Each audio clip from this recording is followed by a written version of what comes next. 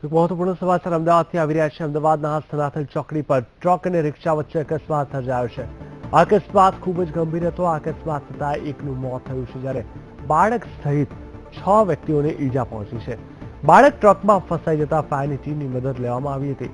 સમગ્ર બનાવને લઈને પોલીસ ઘટના સ્થળે પહોંચી ગઈ છે।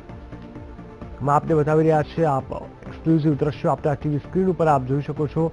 અમદાવાદ સનાથલ ચોકડી પાસેની આ ઘટના છે કે જ્યાં ટ્રક અને રિક્ષા ચાલક વચ્ચે કહી શકાય કે આ રિક્ષા વચ્ચે જે ગંભીર અકસ્માત થયો તેમાં એક વ્યક્તિનું મોત થયું છે। તો હાલ અમારી સાથે જોડાઈ ગયા છે અમારા સંવાદદાતા મયુર મેવાડા। મયુર, જણાવશો એક ગંભીર અકસ્માત અહીંયા સામે આવ્યો છે। ટ્રક અને રિક્ષા વચ્ચે શું સ્થિતિ થઈ હતી, કેવી રીતે અકસ્માત સર્જાયો હતો? ચોક્કસથી જીગર, જો વાત કરવામાં આવે તો જે અમદાવાદ ધંધુકા હાઈવે છે ત્યાં બાકરોલ નજીક આ જે અકસ્માત સર્જાયો હતો, જેમાં ટ્રક અને રિક્ષા બંને વચ્ચે જે અકસ્માત થયો હતો, અકસ્માત એટલો ગંભીર હતો કે જે રિક્ષા છે તે ટ્રકની નીચે આવી ગઈ હતી।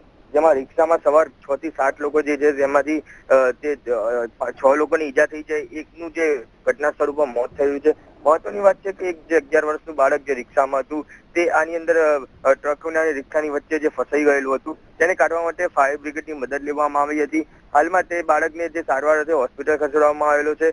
પરંતુ ખાસ જો વાત કરીએ તો જે અકસ્માત છે તેનું પ્રાથમિક કારણ જે એવું દેખાઈ રહ્યું છે અકસ્માત થવા પાછળનું કે જે ટ્રક છે તેને પાછળનું ટાયર ફાટી જવાના કારણે તે ડ્રાઈવર સ્ટીયરિંગ ઉપરથી કાબુ ખોવાઈ બેઠો હતો અને આગળ જે રિક્ષા જે ધંધુકાથી લગ્ન પ્રસંગ પતાવીને જે પરિવાર પરત તેમના ઘરે જઈ હતો તેને હડફેટે લીધા હતા। હાલમાં જે અસલાલી પોલીસ છે આ સમગ્ર બાબતે ઘટના સ્થળે પહોંચી અને ગુનો નોંધી અને તપાસ શરૂ કરવામાં આવેલી છે।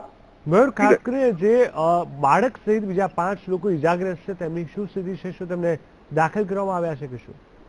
જી ચોક્કસથી જીગર, જે ઈજાગ્રસ્ત લોકો છે તમામ લોકોને જે સારવાર અર્થે હોસ્પિટલ ખસેડવામાં આવેલા છે। જે બાળક હતું, જે બાળક ટ્રક અને રિક્ષા બંનેની વચ્ચે જે ફસાયું હતું તેને બી સહી સલામત ફાયર બ્રિગેડની ટીમે બહાર કાઢેલું છે અને તેને પણ સારવાર અર્થે હોસ્પિટલ ખસેડવામાં આવ્યું છે।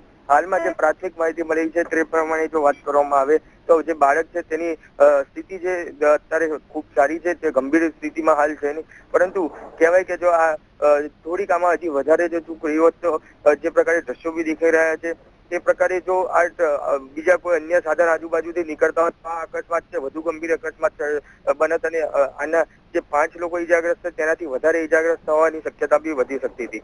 બિલકુલ મયુર, સમગ્ર માહિતી આપવા માટે ધન્યવાદ।